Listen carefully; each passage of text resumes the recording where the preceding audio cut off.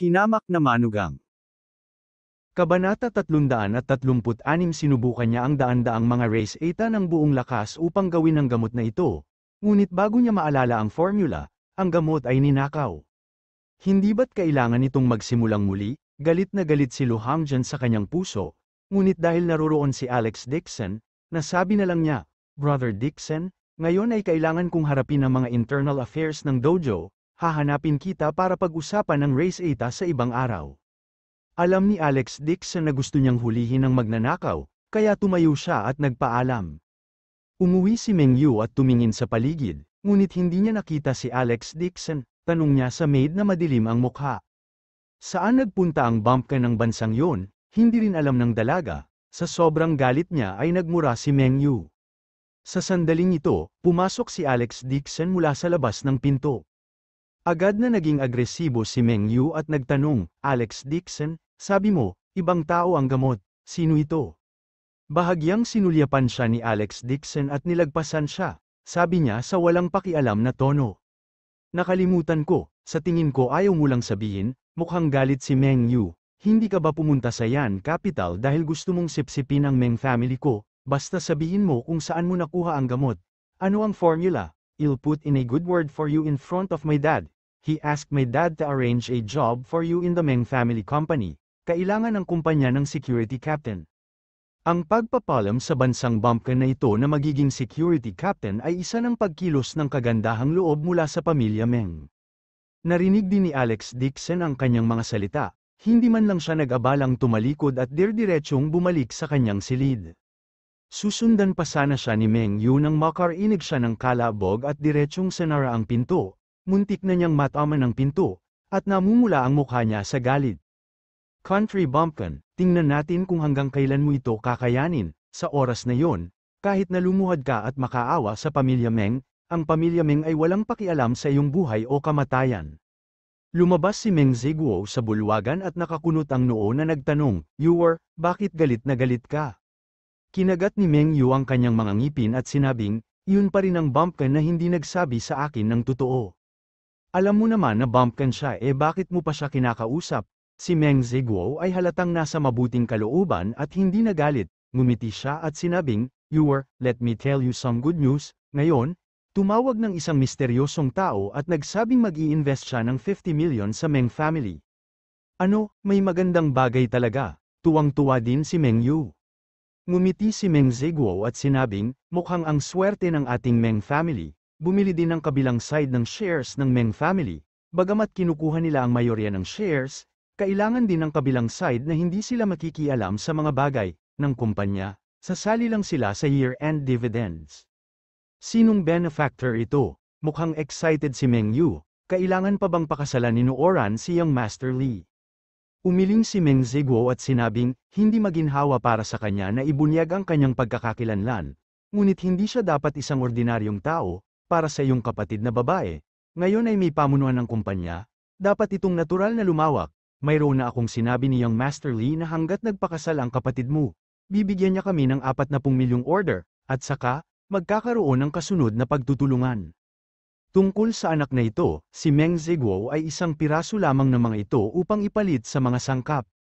Bago niya matapos ang kanyang mga salita, isang katulong ang dumating sa takot upang magpadala ng isang mensahe. Director Meng, personal na dumating si Boss Jiang at sinabing gusto niyang mag-invest. Natigilan si Meng Ziguo, Boss Jiang, sinong Boss Jiang?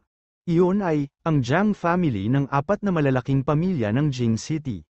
Bago pa matapos magsalita ang katulong, nanginginig ang katawan ni Meng Ziguo, parang may bukal na inilagay sa kanyang mga paa, naglakad siya sa pinto na may excited na ekspresyon. Pamilya Jiang, yun ang sikat na Jiang family. Kahit na gusto ni Meng Ziguo na lumuhad siya at tanggapin siya, mapapahiya pa rin siya. Tuwang-tuwa din si Meng Yu at mabilis na sumunod sa kanya. Hindi alam kung anong uri ng swerte ang nakuha niya ngayon, ngunit sunod-sunod na dumarating ang magagandang bagay. Tuwang-tuwang lumabas si Meng Ziguo upang salubungin sila, ngunit wala siyang nakitang sinuman mula sa pamilyang Jiang, nakita niya ang ilang nasa katanghaliang gulang na mga lalaki na nakatayo sa gilid ng sasakyan, at saglit siyang natigilan. Hindi ba ang Jiang family? Ngumiti sa kanya ang isa sa mga nasa katanghaliang gulang na lalaki at nagsabi, Mr. Meng, katulong ako ng third master ng pamilya Jiang, pinagaling ng iyong anak ang sakit ng bunsong anak ni Boss Jiang, upang maipahayag ang kanyang pasasalamat, third master of pinapunta ako ng pamilya Jiang dito para pag-usapan ang partnership ng Meng's company. Meng Yu, nagulat si Meng Ziguo at gumaan ang pakiramdam. Talagang henyo ang anak niya sa medisina. Hindi niya inaasahan na madadali niya ang kontrata ng Jiang family sa Meng family. Kahit na ang kabilang partido ay malayong kamag-anak lamang ng mga Jiang, kung maaari nilang pag-usapan ang kontrata, ang pag-unlad ng pamilya Meng ay malapit na. Tuwang-tuwa si Meng Ziguo, sa sobrang tuwa niya ay nanginginig ang kanyang pulso, yumuko siya sa kanyang katulong at halos lumuhad sa lugar. Ngumiti ang nasa katanghaliang gulang na lalaki kay Meng Yu at sinabing, Dr. Meng, tinanong ni Boss Jiang kung mayroon kang ibang hiling, kung magagawa ito ng Jiang family, tiyak na sasagutin ko sila. Saglit na nag-isip si Meng Ziguo at mabilis na sinabi, "Oh tama, ang anak ko noon pa man ay gustong magbigay ng galang kay Dr. Lu Hangjian ng National Clinic, kung si Boss Jiang ay makapagtitiyak sa kanya, tiyak na papayag si Master Lu." Ito, saglit na nag-isip ang nasa katanghaliang gulang at sinabing, "Sasabihin ko kay Boss Jiang at tiyak na sasagutin si Dr. Meng." Tuwang-tuwa si Meng Yu kaya namula ang kanyang mukha. Kung magpapakita ang Jiang family, hindi sila bibigyan ni Lu Hangjian ng mukha. Sa sandaling ito, isang malakas at galit na boses ang nagmula sa likod ng karamihan. Boss asterisk he, who cares if his boss Jiang or manager he, hinding-hindi ko tatanggapin ang ganyang rebeldeng alagad. Ang malakulog na dagandong na ito ay agad na natakot kay Meng Yu hanggang sa manginig ang kanyang atay. Ang mga tao ay nagtaas din ng kanilang ulo at nakita si Lu Hangjian na naglalakad kasama ang kanilang mga doktor sa galit na galit sa paraan. Nagmamadaling sinalubong siya ni Meng Ziguo, Master Lu. Bago pa siya makapagsalita, lumakad na si Lu Hangjian at pinag-uusapan siya, hulihin mo itong magnanakaw. Agad namang pumunta sa kanilang doktor at pinalibutan si Meng Yu. Ano ang nangyayari? Nagulat din ang assistant ng Jiang family. Malamig na umungol si Lu Hangjian, ninakaw niya ang burn ointment ko at ginamit niya ito para gamutin ang Jiang family. Ano ba, nagnakaw ba siya ng gamot? Tiningnan ng assistant ng Jiang family si Meng Yu na may makahulugang tingin. Ako ay inosente, hindi ako nakagawa ng gamot, nagpanik si Meng Yu at mabilis na nagpaliwanag, Master Lu, I swear to God, hindi ko talaga ninakaw ang iyong burn ointment. Ngumisi si Lu Hangjian at sumigaw, then tell me, ano ang formula ng burn ointment? Ito, biglang natahimik si Meng Yu, ang potion ay hindi niya ginawa, kaya paano niya malalaman ang formula? Ngumisi si Lu Hangjian at nanunuya, hindi mo lang alam ang formula ng gamot na ginawa mo, at naglakas loob ka pa ring sabihin na hindi mo ito nakilala, ibalik mo siya sa National Clinic, pagkatapos tanungin siya ayon sa mga patakaran, ipaalam sa medikal na mundo ng mundo at palayasin siya sa klinika.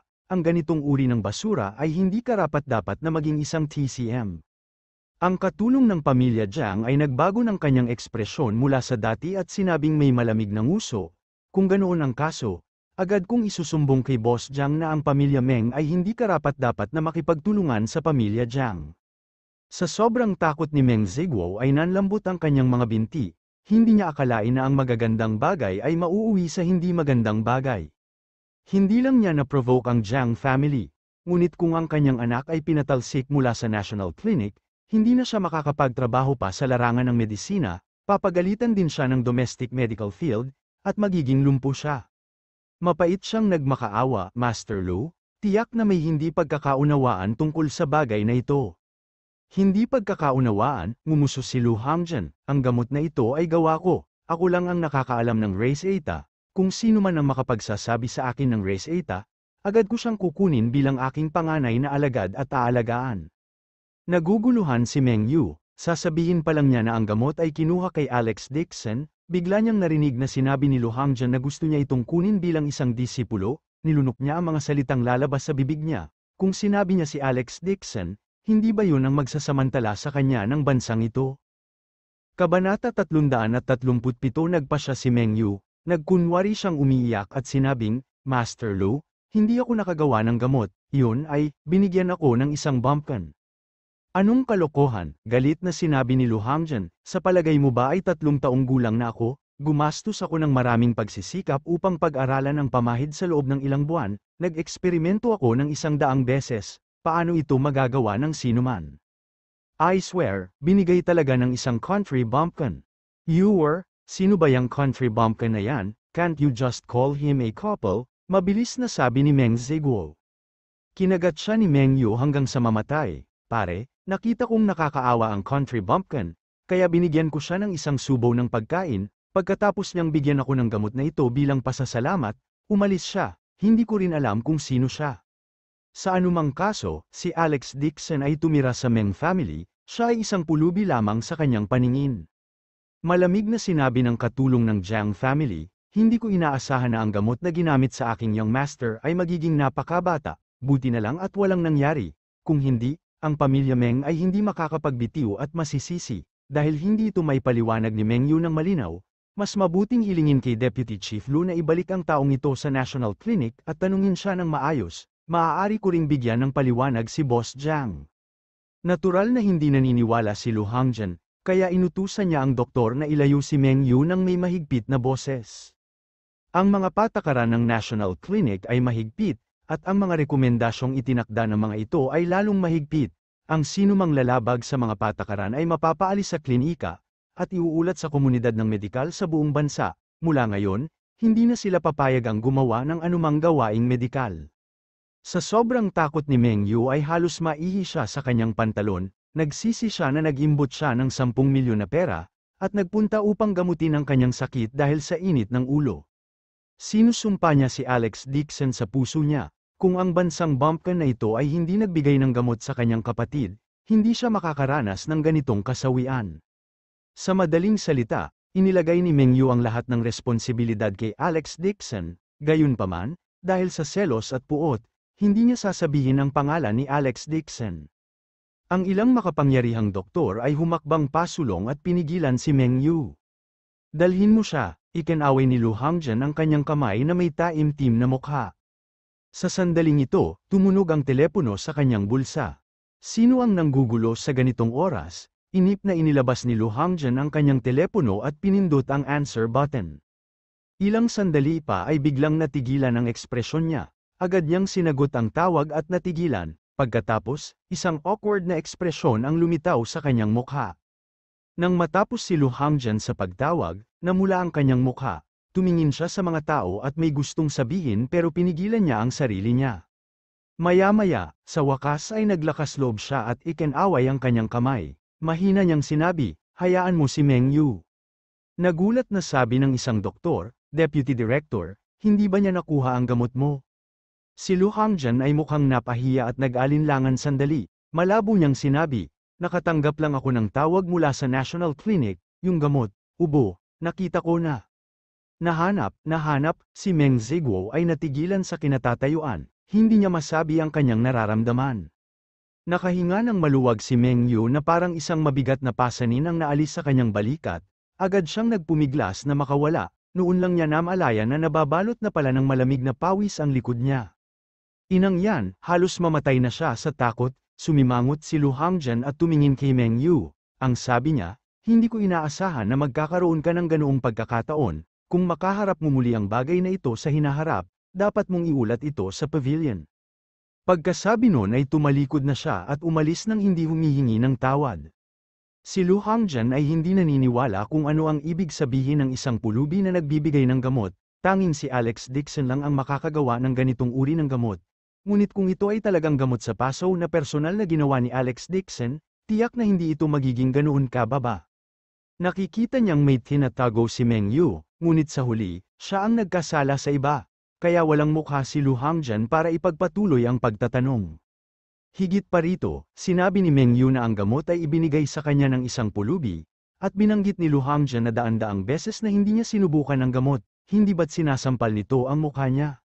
Siya ang Deputy Director ng National Clinic, ngunit ang kanyang mga medikal na kasanayan ay hindi kasing galing ng isang pulubi. Lihim na inis si Lu Hangjan, at lalong naging hindi masaya kay Meng Yu, nagdesisyon siya na hindi niya tatanggapin ang taong ito. Matapos maghiwa-hiwalay ang mga tao, seryosong tinanong ni Meng Ziguo ang kanyang anak. Sino ang nagbigay sa iyo ng gamot na ito? Saglit na nag-alinlangan si Meng Yu at sinabing, nagkataon lang na nakuha ko ang gamot, hindi alam ng anak ko ang pangalan niya. Hindi niya sasabihin na ang gamot ay ginawa ni Alex Dixon. Itong bansang bumpkin ay nararapat lamang na maging isang security guard. Hindi siya pinagdudahan ni Meng Ziguo at nakakunot ang noo niyang sinabi, napakahalaga ng race 8 na ito, kung makikilala mo muli ang taong ito sa hinaharap, dapat mong sabihin sa akin, sa oras na yun, kahit anong paraan ang gamitin mo, gaano man karaming pera na babayaran mo, kailangan mong makuha ang race 8 sa kanyang mga kamay. Ngumisi si Meng Yu, ngunit sa panlabas, nagpanggap siyang gumagalang at sinabing, Itay, alam ko. Galit na galit siya sa kanyang puso at halos gustong bugbugin si Alex Dixon. Hindi lamang nabigo ang kontrata ng Jiang family, magiging 10 milyong bayad sa konsultasyon ay ipinadala sa paglipad bago ito maipadala ng kabilang partido, wala man lang siyang panahon para hawakan ang pera. Kasalanan ng lahat ni Alex Dixon ang hindi pagsabi sa kanya ng pinagmula ng formula ng gamot. Naglilinang si Alex Dixon sa kanyang silid nang marinig niya ang boses ni Li Weisbing na nagmumula sa labas ng pinto. Alex, nandyan ka ba? Oo. Nakita ni Alex Dixon na madilim sa labas ng bintana at agad na binuksan ang pinto. Nakita niya si Li Weisbing na may hawak na mangkok ng mainit na sabaw ng manok at pagkain sa pintuan. Alex, kagagaling ko lang sa pagpapagamot, balita ko hindi ka kumain ng hapunan, kaya pumunta ako sa kusina para magluto ng chicken soup, kumain ka na ng hapunan. Napatingin si Alex Dixon sa mangkok sa kamay ni Li Weisbing at saka naalala na hindi pala siya naghapunan. Natatakot na siya na hindi naisip ng Meng family na yayain siyang kumain ng hapunan. Hindi niya inaasahan na kapag bumalik ang kanyang tiyahin para magpagamot ay kakalad ka rin ito ang may sakit na katawan sa kusina para ipaghanda ito ng hapunan. Naantig si Alex Dixon, pareho silang mula sa pamilya Liwes, ngunit kumpara sa kanyang biyena na si Helena, ang tiyahin mula sa Liwes family ay parang langit at lupa. Bilasan mong uminom habang mainit. Puno ng kabaitan ang mukha ni Li Weisbing. Sa kanyang opinyon, si Alex Dixon ay manugang ng Liwes family, at isa ring junior ng kanyang pamilya. Sabi ni Alex Dixon, Tita, pagkatapos ng 1 buwan ng sakit mo, siguradong pagagalingin kita. Ngumiti si Li Weisbing at sinabing, okay, nag-iisip ka pa rin. Hindi man siya naniniwala, masaya pa rin siya nang malaman niyang iniisip siya ni Alex Dixon. Kinaumagahan, nakatanggap si Alex Dixon ng tawag mula kay Uncle Hua. Mr. Dixon, may problema ba ako sa'yo? Kahit na si Uncle Hua ay isang malaking shot, ang kanyang tono ay labis na magalang. Hindi pamilyar sa kanya si Alex Dixon, kaya nakakunot ang noo nitong tanong, ano yun? Ang ilang mga tao na nagkasala sa iyo sa paliparan noong nakaraang araw, ay humingi sa kanilang mga magulang at humiling sa akin na humingi ng tawad sa iyo. Sinabi nila na pinarusahan nila ang mga batang ito at nais na ipaghain ka sa isang pagkain upang ng tawad, naghanda din sila ng ilang regalo para sa iyo, sana mapatawad mo sila. Hindi na kailangan yun mahinang sabi ni Alex Dixon, ibalik mo ang mga regalo, sabihin mo lang na wala akong pakialam. Ang mga mababang uri ng pamilyang ito ay hindi kwalipikadong kumain kasama niya sa mga tuntunin ng katayuan, kung tungkol naman sa paghingi ng tawad, hindi ito mahalaga sa kanya. Dahil hindi niya inilagay ang mga angkan na ito sa kanyang mga mata. Mabilis na sinabi ni Uncle Hua, oo, ngunit kailangan kong sundin ang mga patakaran at iulat ang listahan ng regalo sa iyo. Kabilang sa mga ito, mayroong 3 pagpipinta ng kaligrapya at 2 antik, ang isa sa mga ito ay isang asul at puting brush holder, may mga pati na rin ang mga salita ni Emperor Qing tungkol dito. Pinaikit ni Alex Dixon ang kanyang mga mata at malamig na sinasabi, ang mga salita ba ay walang bahid ng puti at malinaw na tubig ngunit hindi demonyo? Natigilan si Tio Hua, nakita ni Young Master Dixon ang brush holder na ito. Isang bakas ng lamig ang sumilay sa mga mata ni Alex Dixon at nagtanong, sino ang nagbigay nito sa iyo? Kinabahan si Uncle Hua at mabilis na sinabi ang pangalan ng isang maliit na pamilya. Pupunta ako kaagad, malamig na sabi ni Alex Dixon, I refund ang lahat ng iba pang regalo. Kukunin ko ang lalagyan ng panulat. Naisip ni Uncle Hua na interesado siya sa brush holder at mabilis na sinabing gusto niyang dalhin ito sa kanya. Umiling si Alex Dixon at tumanggi, ayaw niyang malaman ng pamilya Meng ang tunay niyang pagkatao. Ang brush holder na ito ang unang Reg Along ibinigay niya kay Meng Ziguo. Hindi niya inaasahan na ibibigay ni Meng Ziguo ang brush holder na ito sa isang maliit na pamilya. Ang ibig niyang sabihin ay wala siyang pakialam sa Lewis family. Ang napagkasundoan na lokasyon ay sa Sound Listening Tower, na medyo sikat sa Yan Capital. Ang mga customer ay pawang mga sikat na tao. Wala pang isang oras, dumating na si Alex Dixon sa restaurant. Naghintay sina Uncle Hua at Bashanhu sa pasukan ng restaurant ng magalang at personal para salubungin siya. Ang mga regalo mula sa mga pamilyang ito ay inilagay sa isang pribadong silid. Lahat sila ay mamahaling regalo, anong antigong kaligrapya at mga kwadro na gawa, mga palamuting jade, walang kulang sa mga kayamanan sa kanila. Walang pakialam na tumingin sa kanila si Alex Dixon, ang mga taong ito ay nagbigay sa kanya ng napakagandang regalo dahil gusto nilang malaman ang kanyang pagkakakilanlan at samantalahin ang pagkakataong makipagkaibigan sa kanya. Nakita niya ang kanyang brush holder sabay sulyap at kinuha yun. Kabanata 338 Bumalik si Alex Dixon sa pamilya Meng dala ang brush holder. Siya ay may masusing pag-unawa sa pamilya Meng. Kung hindi lang kailangan pang gamutin ang tiyahin ay agad na siyang umalis sa pamilya Meng at pinutol ang lahat ng pakikipag-ugnayan sa pamilyang ito. Ang pamilya Dixon ay may hindi mabilang na mga ari-arian sa Yan Capital, at mayroon siyang kaunting mga ari-arian sa ilalim ng kanyang pangalan. Ang isa sa mga villa ay ibinigay sa kanya ng kanyang tiyahin, at ang kapaligiran ay tahimik at payapa.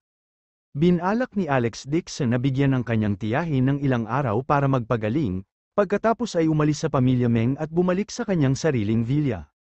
Bumalik siya sa kanyang silid at inilapag ang lalagyan ng panulat, nang makitang maaga pa, umupo siya sa kama at nagsimulang magpraktis ng mind law. Si Alex Dixon ay ganap na nawala sa kanyang sariling mga pag-iisip, ang enerhiya ay dahan-daang umikot sa kanyang katawan, na dumadaan sa bawat meridian.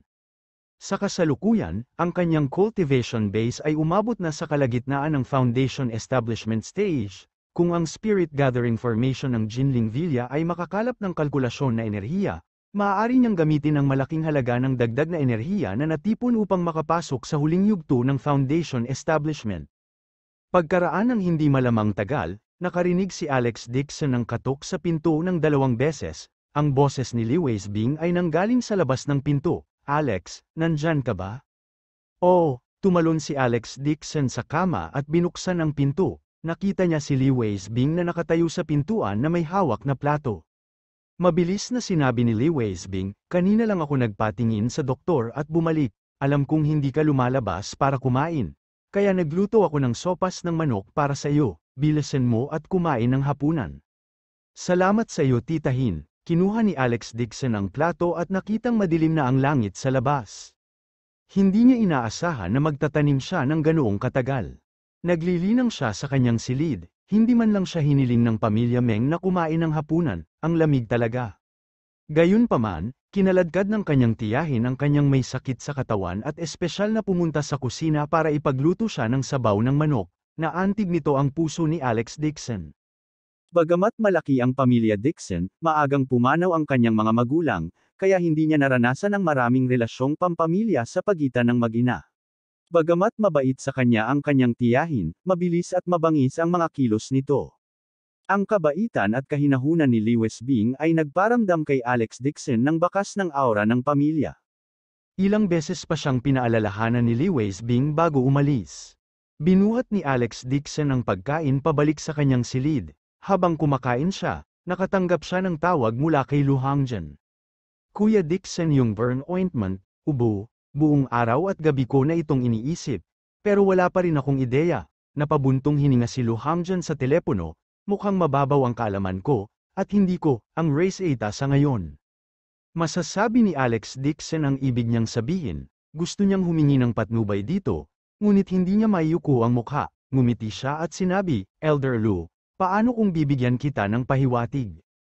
Oo nga, nabuhayan ang loob ni Lu Hangjian, ngunit sinabi niya, napakadali nito, hinayaan mo akong mag-aralan ito ng isa pang gabi, kung hindi ko pa rin maisip ito bukas, maaari mo akong bigyan ng pahiwatig. Siya ay may pag-aaral na saloobin at walang pakialam na si Alex Dixon ay isang binata lamang na nasa 20s. Nakangiti si Alex Dixon habang kumakain, Sige, maya-maya, natapos na ni Alex Dixon ang lahat ng pagkain na dala ni Lee Weisbing, inayos niya ang laman ng mangkok at dinala sa kusina.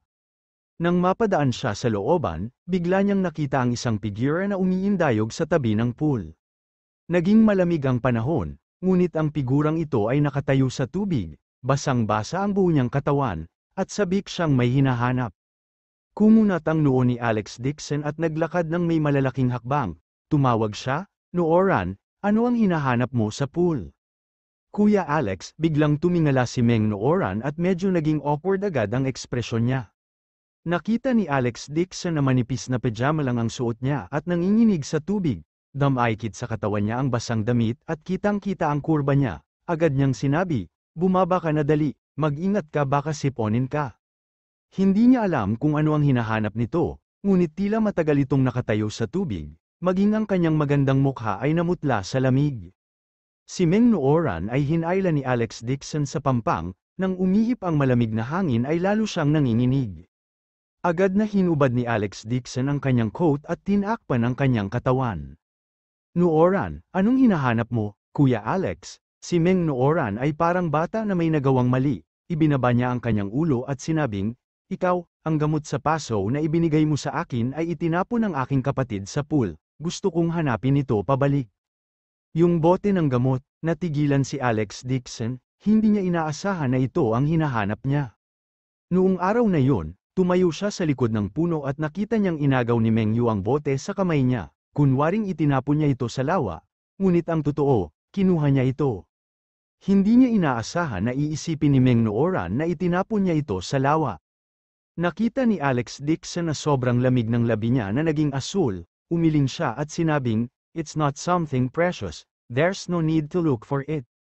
"Paano yun? Ito ang gamot na ibinigay sa akin ni Kuya Alex. Kailangan kong hanapin ito," matigas na sabi ni Meng Nooran. Hindi matiis ni Alex Dixon na sabihin sa kanya na ninakaw ni Meng Yu ang gamot.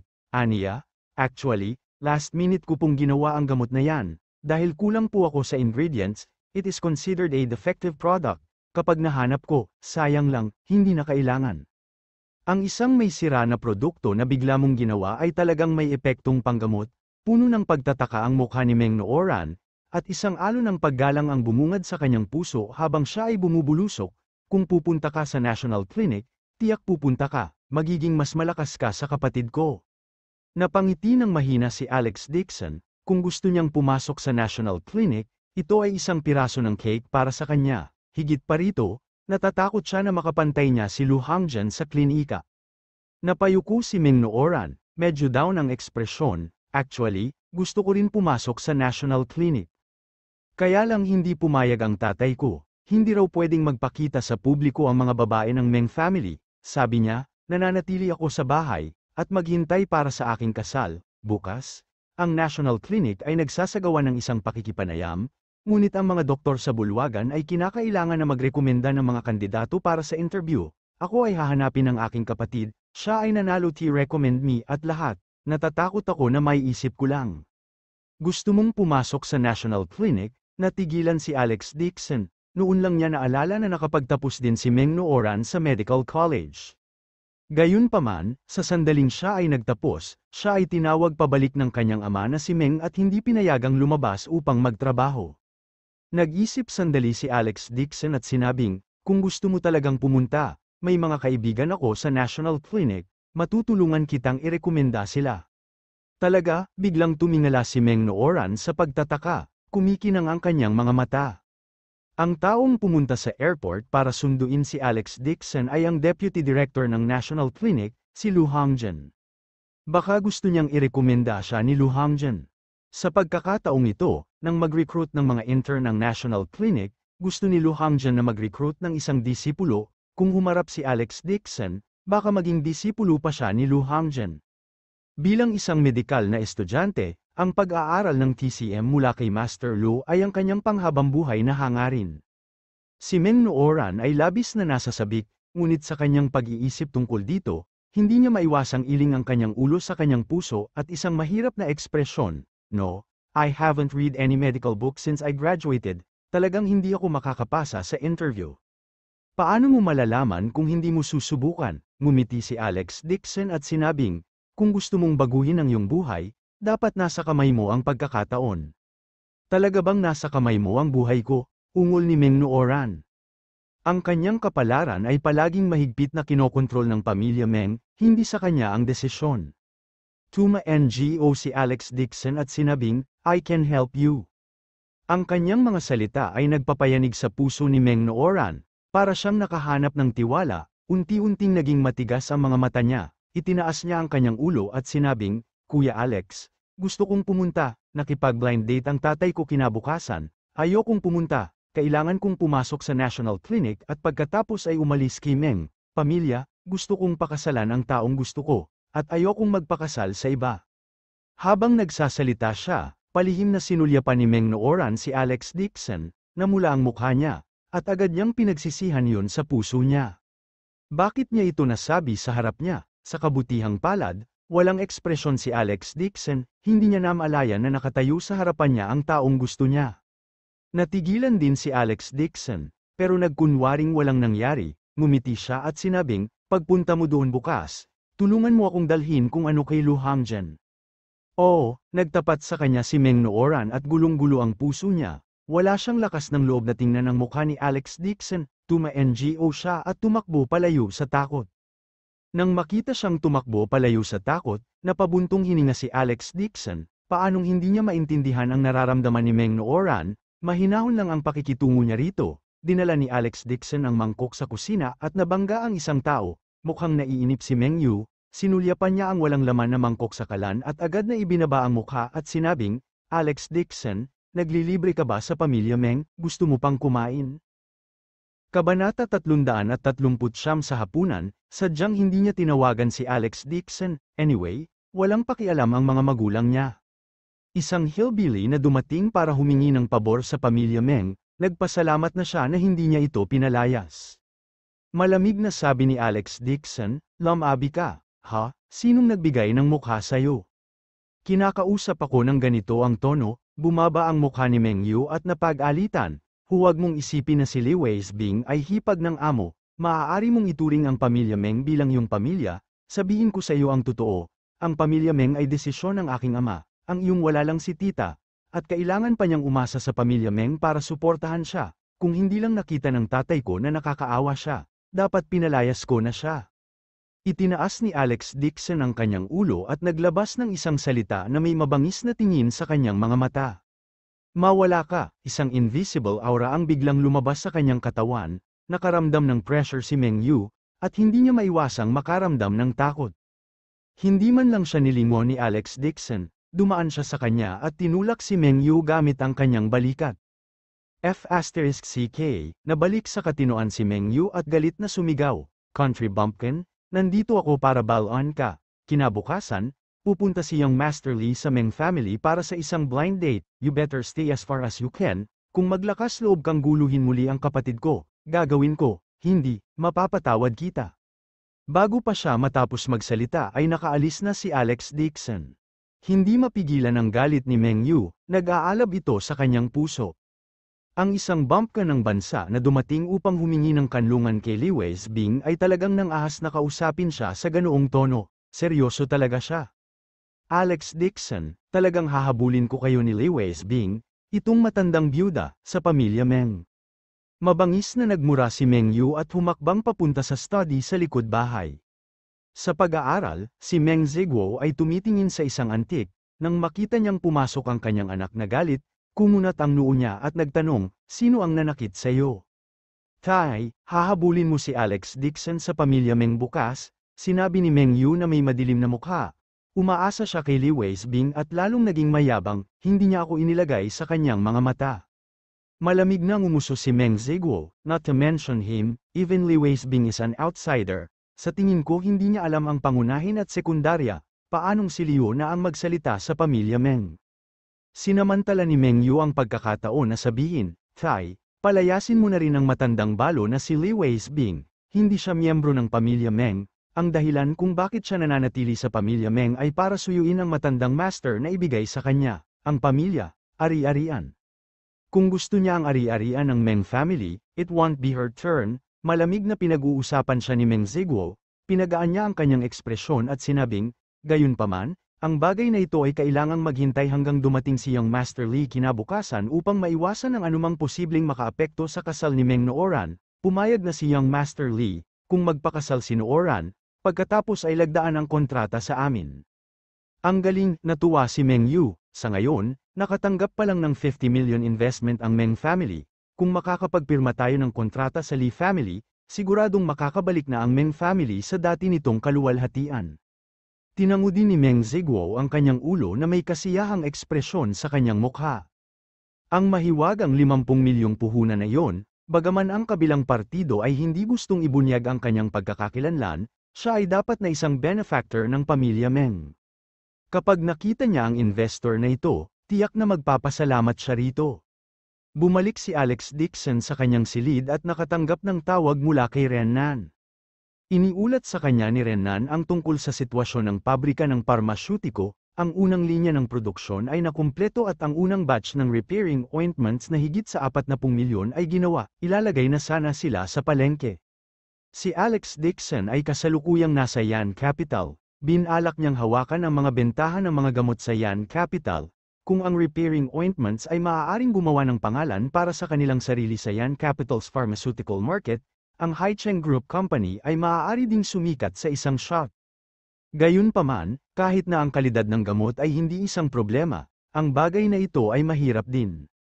Ito ay dahil mayroong hindi bababa sa daan-daang mga kilalang kumpanya ng parmasyutiko sa Yan Capital, maraming lumang kumpanya ng parmasyutiko sa lahat ng dako, mayroon ding ilang malalaking kumpanya ng parmasyutiko na kapantay ng National Clinic, ang Haicheng Group Company ay isang bagong kumpanya. Kung gusto niyang gumawa ng madugong landas sa pharmaceutical market, kailangan niyang gamitin ang kanyang mga koneksyon. Kung tungkol sa malaking shot na kumokontrol sa buong industriya ng parmasyutiko sa bansa, isa ito sa 4 na malalaking pamilya, ang Jiang family. Kinaumagahan, nakatanggap si Alex Dixon ng tawag mula kay Qin Yue. Tanong ni Qin Yue, "Libre ka ba? May gustong magpakain sa'yo?" Su Chingcheng, kung tratuhin ka ni Chingcheng, tiyak na tatawagin ka niya. Higit pa rito, ililibre ka niya ng pagkain. Pumapayag ka ba talaga? Ang kanyang tono ay kalahating totoo at kalahating mali. Napangiti ng mapait si Alex Dixon nang marinig yun. Inimbitahan siya ni Su Chingcheng sa hapunan sa oras na yon, ngunit sa huli, gumamit siya ng alak para magpanggap na lasing, hinubad pa nito ang damit sa harapan niya at sinubukang panasan ang baril sa apoy. Ang bagay na ito ay hindi nagtagal, kung muli niya itong tratuhin, maitulak na lang niya ito para hindi makaramdam ng awkward ang magkabilang panig. Si Qin Yue ay tumawa ng nakakahiya sa sarili at sinabing, "Huwag kang mag-alala, hindi ka mahihirapan ni Chingcheng, kung hindi, matagal ka na niyang pinuntahan, ibang tao ang gustong makita ka." "Sino? Halika dali, malalaman mo pagdating mo." Pagkatapos sabihin ni Qin Yue ang oras at lugar, ibinaba na lang niya ang telepono, mukhang ayaw niya itong masyadong kausapin. Walang magawang umiling si Alex Dixon, iisa talaga ang butas ng ilong ng dalawang babaeng ito, hindi sa gusto niyang itulak si Su Chingcheng pababa, ngunit sa mga mata ni Qin Yue, parang sinamantala niya si Su Chingcheng. Inilagay niya ang pen holder sa kahon at sinabi kay Li Weisbing na ipinasa ito kay Meng Nooran. Tinawagan din niya si Lu Hangjian, sinabi na ang kanyang pinsan ay dumating upang lumahok sa pagsusulit at binigyan siya ng kwalipikasyon bago umalis sa pamilya Meng. Pagkaalis pa lang ni Alex Dixon, nagbihis din si Meng Nooran at naglakad papunta sa pinto bitbit ang kahon. Nang malapit na siyang maglakad palabas ng pinto, narinig niya ang malalim na boses ni Meng Ziguo sa kanyang likuran, "Tumigil ka, saan ka pupunta?" Bahagyang lumiit si Meng Nooran at nag-ipon ng lakas ng loob na sabihin, "Tay, gusto kong pumunta sa National Clinic para sa isang interview." Sinabi ni Meng Ziguo sa malalim na boses, "Hindi ba sabi ko bawal kang pumunta?" "Tay, gusto ko pong subukan," kinabahan si Meng Nooran, pero nang maisip niya ang sinabi ni Alex Dixon kagabi, nagmatigas niyang sinabi, "Kung pwede pumunta si Kuya sa National Clinic, bakit hindi mo ako payagan, pumunta? Sa tingin mo karapat-dapat kang ikumpara kay Yu?" Sarkastikong sinabi ni Meng Ziguo, "Hindi mo ba alam kung gaano kalala ang iyong talento, kung mananatili ka sa bahay at pumunta sa National Clinic, ito ay isang kahihiyan sa iyong kapatid." Si Meng Nooran ay nakaramdam ng mali, sa mata ng kanyang ama, kahit gaano pa siya kahirap, hindi ito kasing husay ng kahit 1% kaysa kay Meng Yu. Kinagat niya ang kanyang mga labi at iginiit, gusto kong pumunta, si Kuya Alex ay nagpalista na para sa akin. Alex Dixon na naman, lalong naiinis si Meng Ziguo kay Alex Dixon, ang kanyang mukha ay kasing dilim ng ilalim ng isang palayok. Sa sandaling ito, si Meng Yu, nakasuot ng suit, ay lumabas ng bulwagan. Ngumisi siya, Dad, since Nooran wants to go, let her try. It's also good to let her give up on this idea para hindi masabi na unfair sa parents niya. Kahit kailan, kahit pumunta siya, hindi siya papasa, ang panayam. Galit na sinabi ni Meng Nooran, paano mo nalaman, baka kaya ko. Base lang sa talento ko sa medisina, mas talented ako sa'yo. Sarkastikong sabi ni Meng Yu, pero sabihin ko muna sa'yo, kung hindi ka makapasa sa exam, bumalik ka at pakasalan mo si Young Master Lee. Doon maghapon akong kasama si Alex Dixon. Natigilan si Meng Nooran, she gritted her teeth and said, okay, I promise, kung hindi ako papasa, I will marry Young Master Lee, pero kapag pumasa ako, I won't marry anyone, I will work in National Clinic. Tuma NGO si Meng Yu, sige, kailangan mo lang tandaan ang pangako mo. Tuwang-tuwa si Meng Nooran, hindi niya akalain na makakalabas siya ng ganoon kadali. Nagpasya na siya na kailangan niyang magtrabaho ng husto at magsikap na makapasa sa interview.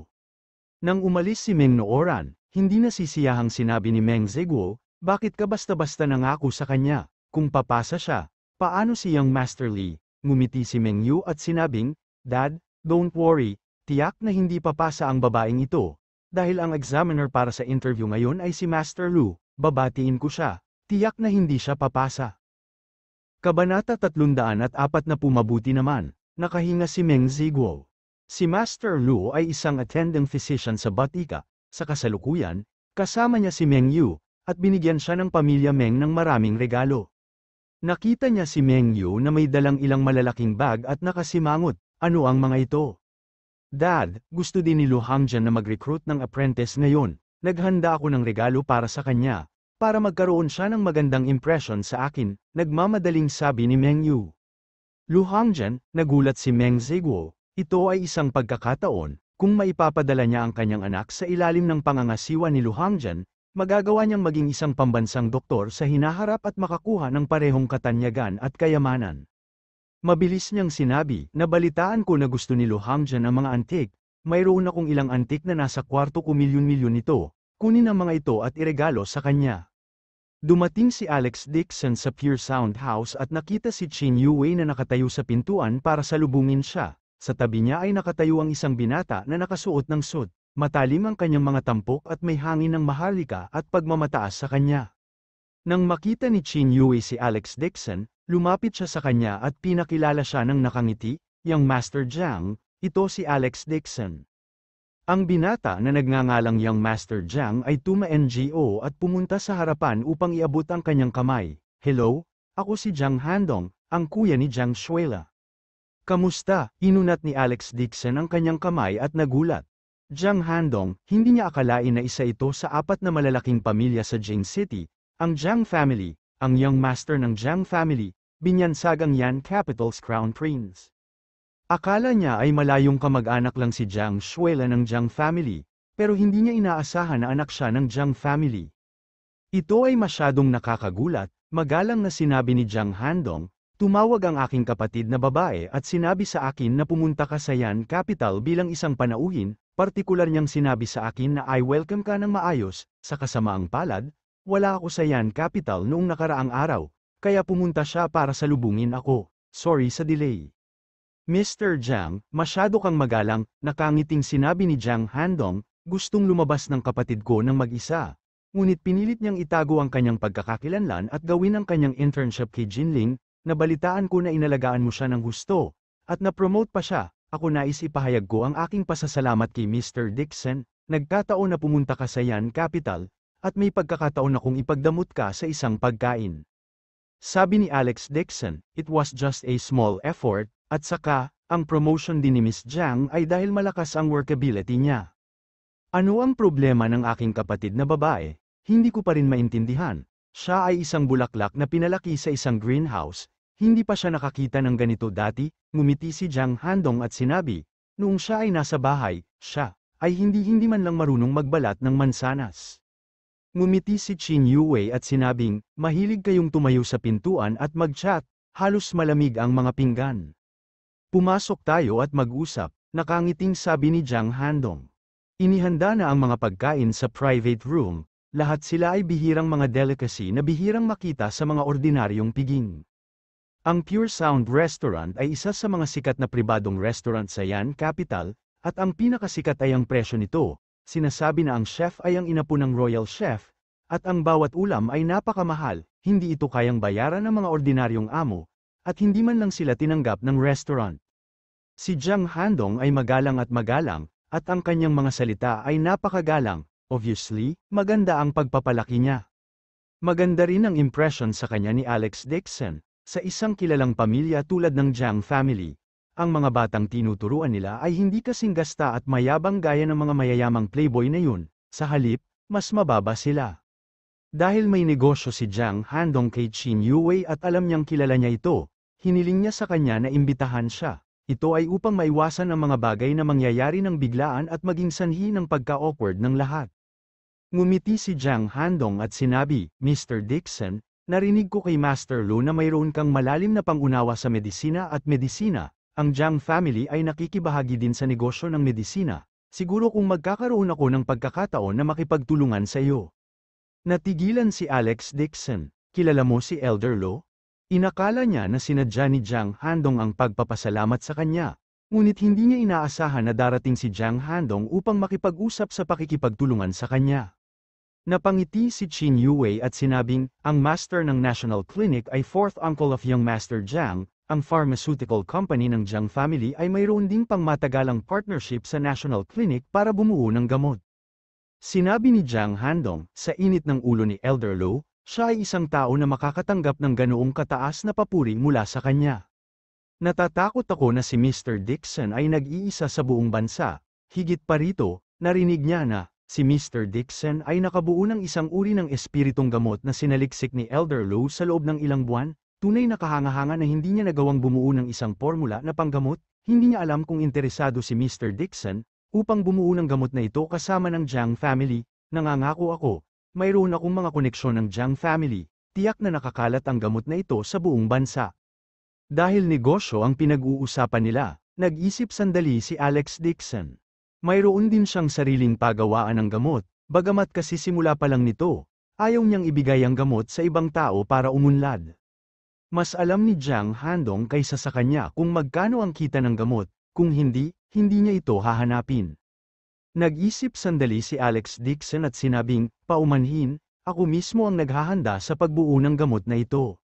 Ganoon ba? Hindi alam ni Jiang Handong ang tunay na pagkakakilanlan ni Alex Dixon, kaya kakaiba ang hitsura nito sa mukha.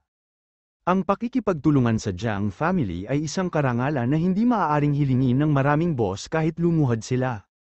Hindi niya inaasahan na tatanggi talaga si Alex Dixon.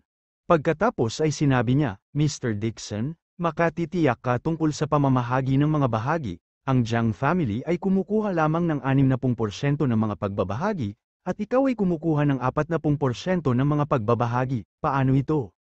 Gusto ko pa ring paunlarin ang sarili ko, giit ni Alex Dixon.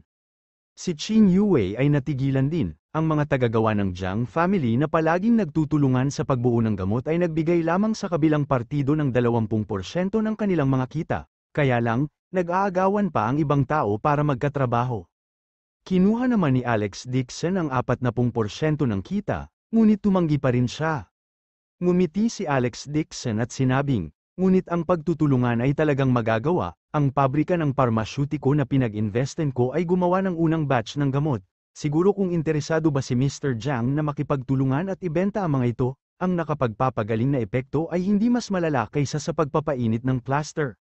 Nag-isip sandali si Jiang Handong at sinabing, magpadala muna ng ilang sample, kung talagang maganda ang bisa ng gamot, handang makipagtulungan ng Jiang family kay Mr. Dixon, sa susunod na linggo. Babalik ang kapatid ko sa Yan Capital, gusto niyang anyayahan si Mr. Dixon na sumali sa welcome na piging, at sa parehong oras, nais niyang ipagdiwang ang aming pakikipagtulungan.